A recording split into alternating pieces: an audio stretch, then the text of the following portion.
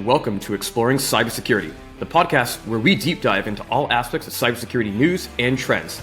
I'm your host today, Jeremy Ventura, Field CISO at ThreatX, and today we have a really special episode where we're going to be focusing on the recent news regarding ransomware and what's happening around the casinos here in Las Vegas. But today, it's not just me. I'm delighted to be joined by my good friend, Chris Denbigh-White. Chris, how are you today? I'm very well, Jeremy. Thank you for having me on today.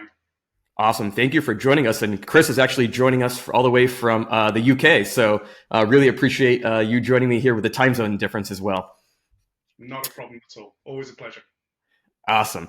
Well, a little bit, Chris. Chris is actually the Chief Security Officer for NextDLP, which he'll get into a little bit about what his current role is. But Chris is actually an accomplished information security professional with a wealth of experience in both the public and private sectors. He has a background as a former police and intelligence officer, where he's built his career in systems design, defense, and governance. Chris has held many various roles, including serving as a member of the Office of the CISO at Deutsche Bank. And he is highly regarded for his expertise in cyber analysis and is currently leading the team at NextDLP. Chris is also an active contributor to the advisory board of the SANS Institute and has helped played a pivotal role in the development of ISC squared CISSP exam by existing in certification question running. Chris, awesome background. I can't wait to get into this conversation because you not just have the public experience, but you also have the private experience now working for a vendor as well. So, Chris, before we even get going into the recent news, can you just tell the audience, I know every time our audience likes to see a chief security officer, they're like, what does that actually mean? Is that the same thing as a CISO or is that a little different? That's a really great question, and it's something that I'm not too sure on the difference, but I can speak for what I do. So I'm the Chief Security Officer of NextDLP, so that covers a whole raft of things you'd imagine a CISO doing, Chief Information Security Officer, but also on my plate as well is the physical security side of things. So as well as information and hackers and computer systems and those kind of things, I also do things like cameras and doors and locks and clear desks and things like that as well. So that's also in my remit, hence the lack of the I, but it certainly does include the information. Awesome. No, that's also really beneficial for a lot of our listeners who are just looking to get into their cybersecurity field or interested in it. I know you and I can both agree that sometimes we have a lot of different titles in this field and a lot of different acronyms. And so we always appreciate when you get to explain kind of what your title means, what you specifically do. So thank you for that. Without further ado, let's get right into kind of the hot news and topic of what's going on. I think worldwide, we have all seen the news about what's going on right now with MGM Entertainment and Caesars Entertainment, what's happening with the resort and casinos. For those who don't know, just about a week ago, MGM has come out and said that they were affected with a large cybersecurity incident. So much more that we've actually seen them even produce an 8K filing of the material incident, which we can get a little bit into that and what that means as well with the SEC, or Securities Exchange Committee. And so over the last week, there's been a lot of different news. A lot of different information has come out, including even from the threat or supposedly the threat actors that have affected MGM and Caesars. And so just getting into it, what we know so far is there was a ransomware attack on MGM, so much that MGM actually had to shut some of their systems off online. And we've actually seen this affect normal people. And what I mean by that is a lot of the times, if you're not technical, if you're not in cybersecurity, you go, oh yeah, there's an incident, or maybe my credit card got scammed, or you're not necessarily so familiar about what's going on. But this one had an actual effect from a physical standpoint of all the people that were in Vegas that weekend and still are in Vegas, where ATMs weren't working. We saw rumors about digital keys not working to get into your hotel room, or the parking meter wasn't working, how to get in and out of the casino garage. ATM machines, as I mentioned before, even I saw actually on TikTok, one person went to a restaurant at one of the casinos and was trying to pay, but it was cash only. But then they went to go to the ATM and they couldn't take cash out. So they're like, well, how do I pay? And so I think we've seen a little bit of chaotic times and chaos when it comes in what's going on right now in Vegas. We're going to get more into exactly kind of what we know, what's going on, who the threat actors behind this, how do they operate. But Chris, I just want to start with you right off the cuff. When you woke up and you saw the news on LinkedIn or on the BBC or wherever you got your news information, what was your initial reaction when you saw this? My initial thought was, like yours, there's a real world impact to this. There's always a real world impact, regardless of the kind of type of cyber attack. But as you say, this is a lot more visible for people. And that example you gave of somebody trying to pay at a restaurant, then not being able to get cash from a bank machine, it just really highlighted to me the vulnerability of our connected world. All of these things are now hooked up to each other in a way that just wasn't the case 10, 15, 20 years ago. So, these kind of systemic attacks, they can really spider out to have a much larger impact on the day-to-day activities of people. So my first thought was like, wow, this is very not good. And then obviously my second thought was like, okay, so who did it? Way too early to tell, but we all try and figure it out, in our kind of minds in the back rooms, don't we? Absolutely. Absolutely. And you mentioned, and I'm going to hit on a couple different points you just talked about there, how interconnected we actually are. And I think, highlighting that, where whether you're a casino, whether you're a water treatment facility, whether you sell candy online, no matter where you are, when you think about how these systems, how our networks are so interconnected, not just from a digital standpoint, which is kind of what we're in the field for, but also from a physical standpoint. You even mentioned part of your role even at Next, where you're talking about physical keys and locks, and it goes beyond and can transcend beyond just the technical and the digital transformation of everything, but it goes also to physical stuff. And we saw that where even when we look back in time a couple of years ago with Colonial Pipeline here in the United States, where I remember that was chaotic. People were trying to fill up gas and, the gas pipeline was down. They were putting gas in plastic baggies to see if they could store that because they didn't know if they could get gas tomorrow, go to work. And that's just one example. But even coming into modern day and kind of what we're seeing here in the last week, where we talk about ATMs or physical structures or whatever it might be not being operable for consumers, that also puts a huge weight on the physical staff that are actually boots on the ground there in Vegas. I saw videos where you even had vice presidents and managers of these casinos that were coming down and working the actual floor. I know, again, I saw on Twitter, or I guess now we'll call it X, but I saw that somebody complaining that the wait times to get into one of the casinos was something like 3 hours just to check in. And I mean, you could imagine that's caused frustration from people. They have a bad taste and experience in the month. Like, maybe I'm not going to stay at one of these properties again. So we're really seeing, to your point, how cyber can affect consumers. And we're seeing it more and more. And you and I live this every day. So we know that this is the case. But I think for the everyday individual that's not necessarily always so prone to knowing everything in cyber, this really kind of hits home, right? That you actually have an effect on you and how you go about your vacation in Las Vegas, for example. No, it certainly does. And for a lot of people, your normal person on the street, the importance of these cybersecurity issues doesn't ever really hit home until it affects somebody not being able to do something. And I think, like you say, the queues to get into Vegas, the friction at being able to buy or pay for anything, that's certainly highlighting kind of some useful lessons to be learned. Absolutely. And you actually described it really, really good, which is a great segue. You said it's almost like a spider web, and hence the name Spider. So getting right into it, what we know so far, allegedly, the group Scattered Spider, which is believed to be, the hackers are believed to be either from the US or the UK. And there's even reports coming that some of them are even young as 19, 20, 21 years old. We're talking about very young individuals having a massive effect on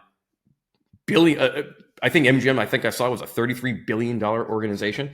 And when we look at Scattered Spider, just through history, we've known that they have operated in what we call as a ransomware as a service kind of affiliate to something bigger. And so far, what we're hearing is the Black Cat ransomware group, which is very, very predominant and has a massive effect globally. I think besides Lockbit ransomware right now, I think I saw they accounted for in 2022 was the number 2 ransomware group as far as how much money they collected from crypto and the effect that they've had.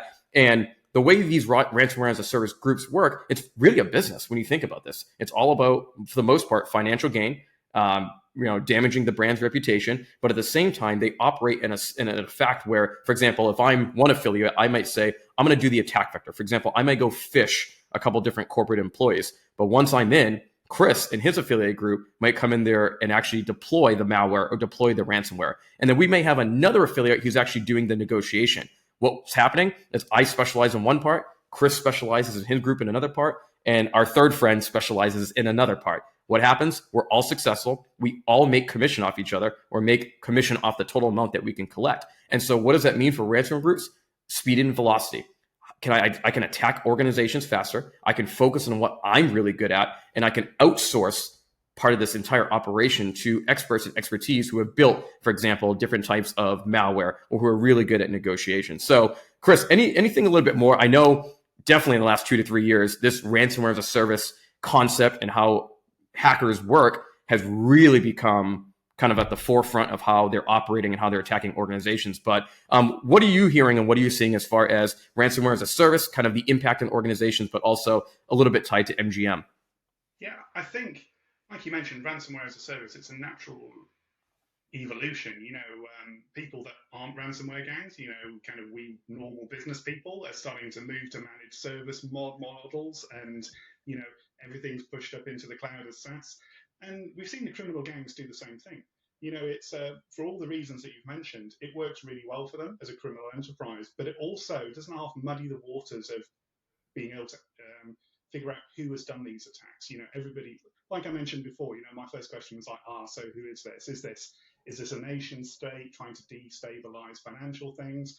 And you've seen with groups like Aleph and with Lockbit over the last few years, the initial press lines are, this is most definitely a nation-based attack from this country or that country. But when you dig deeper into it, you just see that actually it's a more localized group of people that are using that as a service and isn't necessarily politically motivated or sponsored by some state-sponsored intervention. It's largely around the money.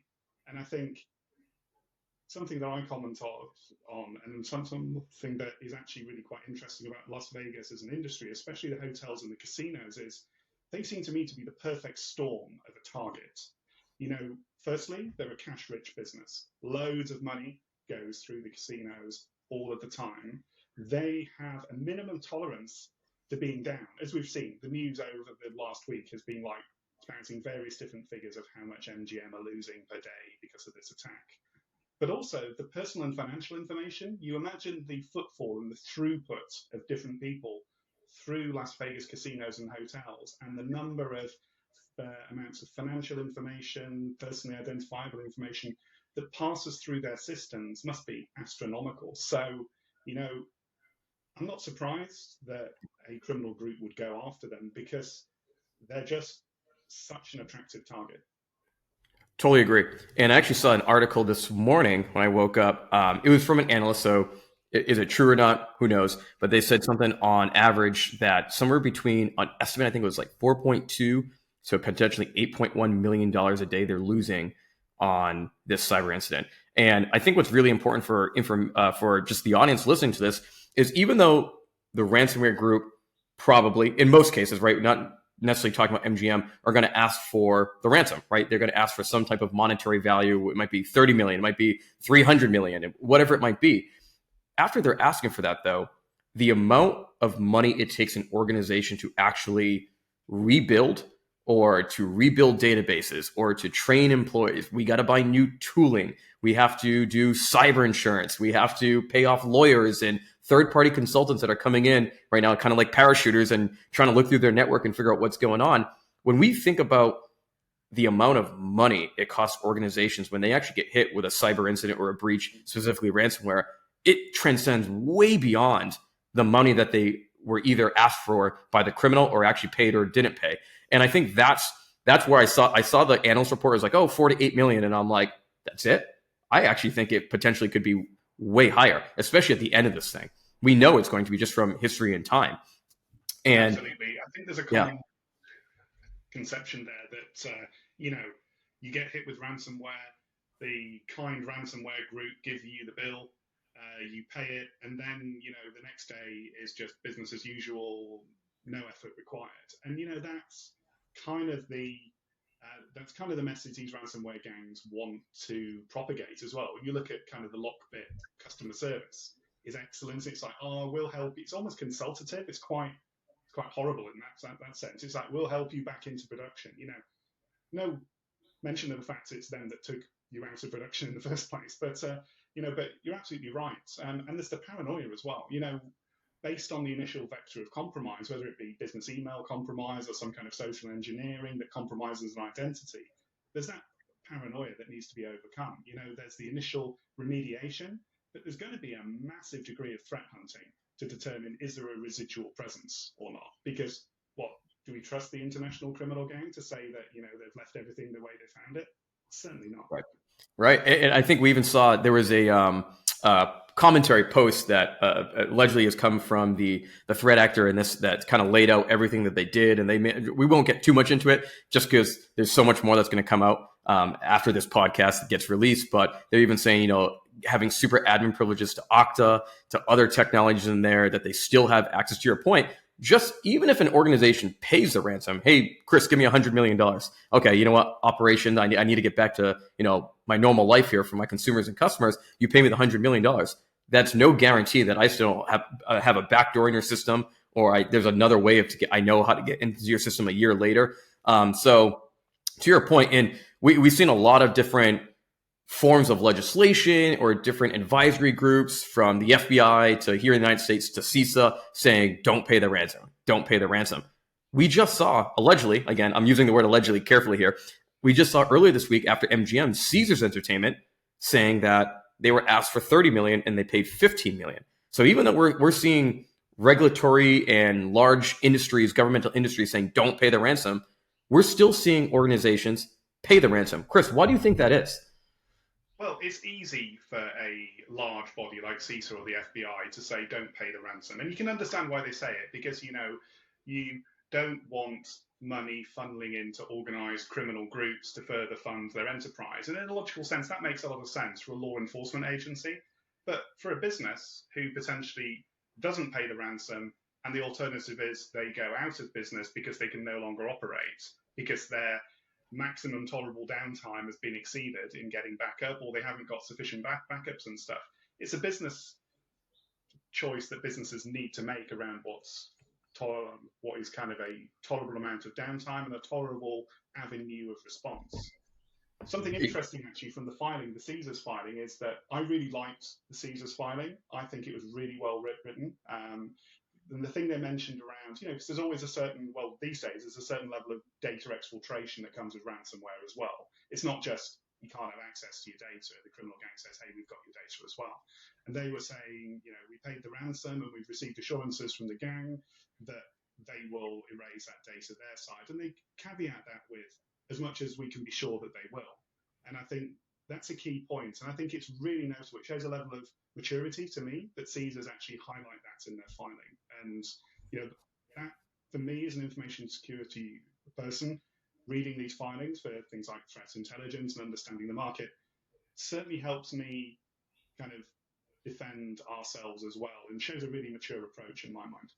I totally agree with you. And I think, in my career, I used to work at IBM way back in the day, and I was an incident response consultant. And really my role and my job was to go into some of the world's largest organizations and help design incident response playbooks. And we had a platform and a tool that I worked for at the time that IBM acquired us. And so my job was to go in there, consult with the organization's security teams, run through tabletop exercises of what does a ransomware attack look like? What does a DDoS attack look like? What does a phishing incident look like? Run through that, collect all the different steps, tasks, processes, phases, who's involved, what technologies, and then actually build out that playbook. And more times than not, and this is even 5, 6, 7 years ago, actually even more earlier than that, but more times than not, organizations, even at that time, we always had a playbook. There was a pivot there of, do you pay the ransom or do you not pay the ransom? And I think it's important for organizations to conceptually think about that with their security teams, that, to your point, it's easier said than done when federal agencies and governments are saying, don't pay. But when stuff is hitting the fan, you have to make a business decision. And sometimes that business decision transcends the CISO and the security department, right? That could be the board and the CEO that say, I don't care. We're paying the ransom because we're going to lose way more money, or the lights need to stay on. And I think for organizations thinking about that, more often, and getting with your board, your C-suite, your other executive levels that are going to have an influence on this decision is super, super important as well when determining, am I going to do something or not do something like paying a ransom? Yeah, that certainly is a thing to have tabletops and have those conversations before it happens, because there's nothing worse than writing the plan while trying to execute the plan. That's generally not good. That's generally not good practice. But to your point, I think those kind of questions are a business decision rather than a security decision. Security has a place at the table and can input, the information in relation to the ramifications of either one of the choices, as does IT around, how long would it take without to basically be able to restore systems. But like you say, those decisions go way to the top. Absolutely.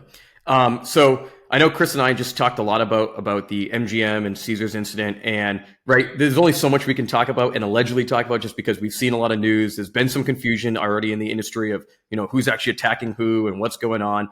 So we're going to actually leave it there just because as professionals, right, we don't want to make assumptions and assume about what's actually going to happen. But where I want to focus and move kind of this conversation next to is ransomware in general, and how can organizations better prepare themselves? And I think you and I in the green room before this, we were talking about how we both work for security vendors. And now, not that our companies didn't do this, but you and I both, as security professionals, went on LinkedIn over the last week and have seen other vendors saying, oh, if you bought our tool, you bought our platform or service, we would have stopped that attack. And it makes me cringe. I know it probably makes you cringe, and almost every other security professional in here cringe. And, we call that ambulance chasing.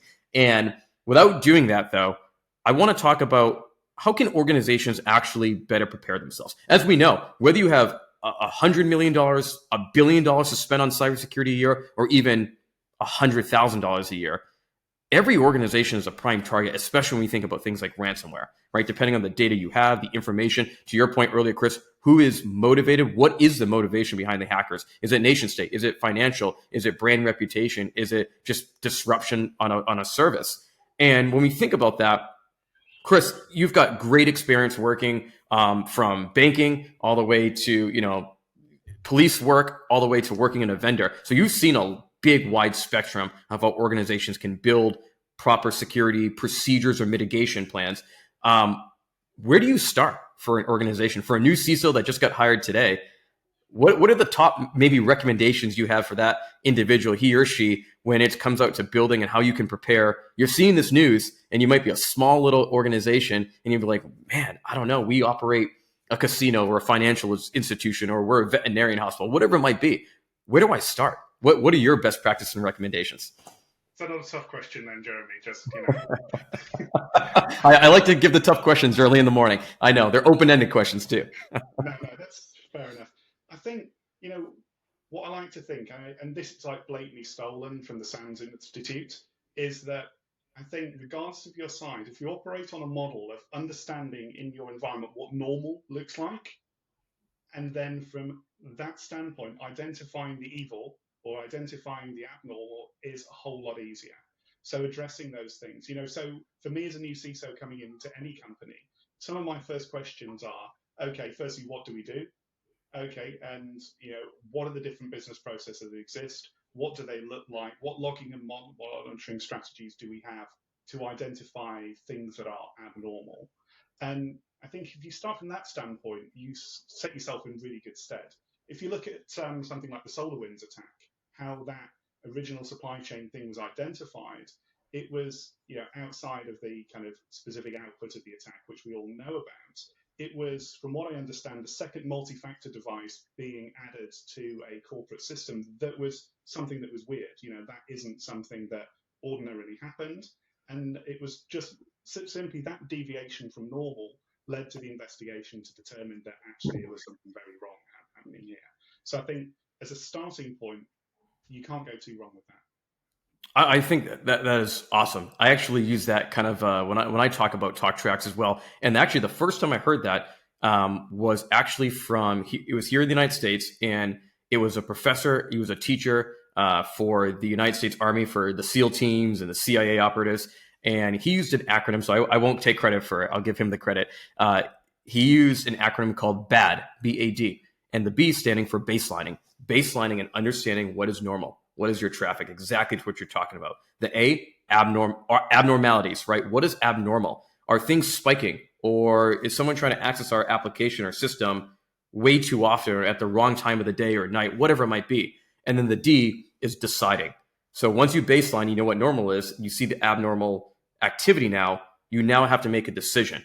Decide on, do we need to go block that traffic? Do we need to reset credentials? Do we need to do nothing? Maybe the decision is, this is normal.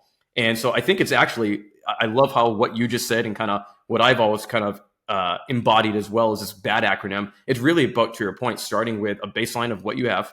And that includes visibility into asset inventory as well, right? And especially in both of our fields, how many times do we go in and talk to other professionals and they say, so what's on the network, right? I know that's a broad question, but maybe it's, in my world, how many APIs do you have? Maybe in your world, it's, how many assets do you have, or endpoints, or, what's sitting in the cloud? And people say, oh, we have 50. And you do a scan or an assessment and you realize they have 500, right? And so I think baselining is really important, and that spreads a lot. But Chris, I love kind of what you said there from, baselining your traffic and understanding kind of what's normal and then making some type of decision off that as well. Yeah, exactly. I think the obvious counterpoint to that is I like to sit in the other chair often and go, people say, oh yeah, Chris, that's great. Understand normal to identify evil, but I've come to this company, their cybersecurity maturity isn't, how I would hope it to be. We're not in a position to understand what normal is. And, in answer to that, I say, well, yeah, great, that's brilliant. Identify the areas that you need to work on to help you have the visibility to understand what normal is. Security is a journey rather than an end place to get to. So as long as we're kind of asking ourselves those reflexive questions, I think we're in a good place to be. Because sometimes, I've seen kind of people say, oh, well, actually, the bar to good is so amazingly high. How do I get from here to here? But actually, you just need to iterate. And I think that's the main thing. It can often seem like you have to solve literally every problem in the next quarter. But, that's just not true. You just need to solve the next problem and then move on and on and on. Absolutely. And that transcends cybersecurity, right? That's great life lessons right there too, right? Like there's this end journey, but one day at a time, and take those steps. And as we both know, security is not easy. Security is hard, right? It is a journey, and it is ever evolving as technology grows, and our networks grow faster and more threat actors are coming in. And so to your point, right, it's sometimes it's the baby steps, and those are the wins. And so perfectly said there, Chris. Chris, I want to change it to the last subject here before we wrap up. So I actually got to spend some time recently in London about 2 weeks ago with one of our partners here, doing a lot of training and enablement. I had a great time. And, one of the feedback I got, or one of the feedback questions I got very commonly, was people wanted to know in the UK what was going on in the United States. Oh, we had a field CISO here from the United States. What are you guys seeing? What are your industry saying? What are your regulators saying? And I thought it was just an eye-opening discussion. And when I got to just talk about kind of what we're seeing in the field, what are our top trends, and listening to them as well talk about kind of what their challenges are. Chris, for our audience, I know you're in the UK, and I think this is a really special episode because you're our first guest that's overseas. And I think that's awesome to have you here from your different perspective. And so I'm going to ask you the question that I got asked too. Very, very open question. What are you seeing in the UK right now as far as top challenges, top trends with all different types of organizations? Great question, Jeremy. And I think, highlighting the difference between, from what I see, again, I'm not located in the United States. I'm located in kind of the UK and Europe. I do work in the United States. But something I've noticed, especially over the last few months, about fundamental difference in the way in which organizations approach cybersecurity in a lot of ways. So down to the regulations and the regulatory bodies that seem to be top of mind of businesses. In the United States, most recently, these new SEC filing rules they've been literally all over the news. What is a material incident? Everybody's discussing, trying to figure out what the most palatable definition of that is, either for a business or for a shareholder. And so it's around finance and business ability to operate, shall we say. I think, if I could sum up the United States, whereas the UK, I think we are very, very much, and in Europe, we're very much around the privacy and GDPR side of things. So when you have a breach in the United States, it's, do I need to do the SEC filing, or what kind of reporting do I need to do? How is this going to affect our bottom line based on the breach? Whereas things I see in the UK is more focused around, okay, so what PII has been leaked? Is this reportable around GDPR? Am I in scope for a GDPR fine? So I think the tendency, and again, I could be entirely wrong, this is just my personal opinion, is that cybersecurity and information security seems to be done through the lens of GDPR and privacy inside of Europe and the UK, whereas not so much in the United States. It's more around compliance to things like the SEC or to the various different PCI, DSS, HIPAA, and all those kind of things. Yeah, no, I mean that's awesome perspectives, and thank you for sharing that and kind of what you see in your lens, versus the United States, but also from an organization and security standpoint, kind of what we're focused on versus kind of what's top of the mind. I can say that I had a very, very similar experience. When I was talking about kind of from a CISO perspective, organizations here, and not that it's too much different, but here in the United States, we're concerned, right? Ransomware is a big thing, but also to your point, it transcends ransomware. Okay, you have an incident. How do I inform the right parties fast enough? Right. We talked a little bit in the background. You mentioned too about material incidents, and you got 4 days now after disclosing this, and what does it mean? Is it nature? Is it scope? Is it impact? Or is it all the above?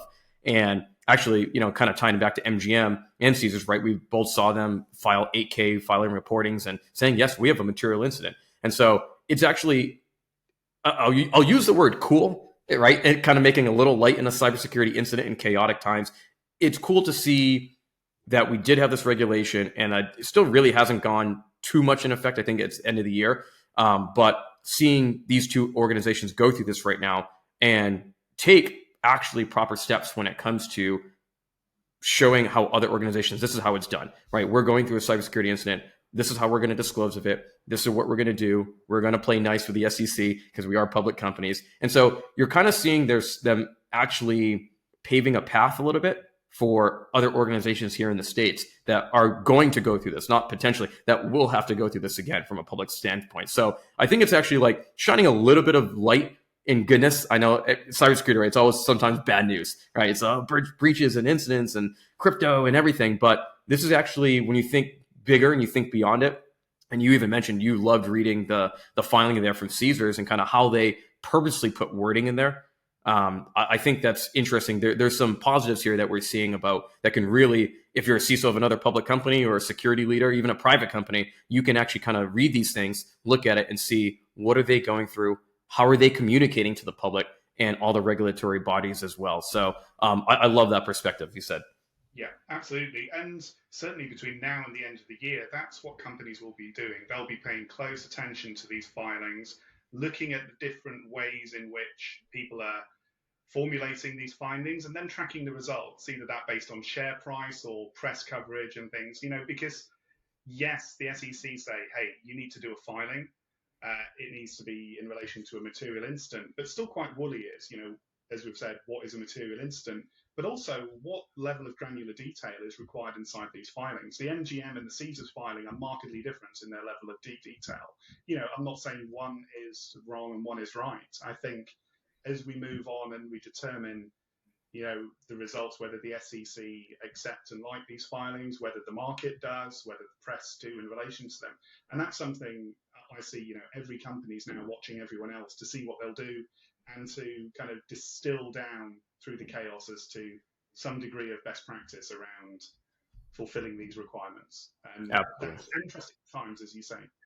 It is. And I think for all of our listeners, including us, right, I think this is something that we need to pay close attention to kind of see how this pans out. And, I think from both of our perspectives and every information security professional, nobody wants to go through these situations. So, wishing the best of luck to MGM Caesars teams and everybody else out there. But Chris, I want to thank you again for joining this podcast. I think what we shed the light on and kind of from your perspective was super, super beneficial for our audience and our listeners. And Chris, I just want to turn it over to you real quick here for the very final minute. Where can people find out more information about you or your company? That is a great question. Find out more information about me on my LinkedIn profile. I have a very distinct surname. I think I'm the only Chris Denbigh-White in the world, so a simple search will find me. My company, NextDLP, can be found at www.nextdlp.com. And if you want to find out more about what we do, please either link in with me on LinkedIn and I'll pass you to the appropriate person, or speak as appropriate from my side, or by all means, kind of pop on over to our website and see if we can help you. Again, thank you, Jeremy. It's been awesome to be on and chatting with you today.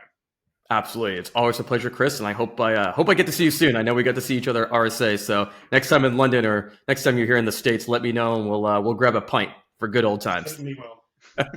Awesome. Thanks again, everyone, for listening to Exploring Cybersecurity with our guest, Chris Denbigh-White. Again, you can follow him on LinkedIn, check out his company and all the great things that they're doing. And as always, for more episodes of Exploring Cybersecurity, please check out Spotify, Amazon, Apple Podcasts, and all other streaming services. Again, thank you, everyone, and enjoy the rest of the days.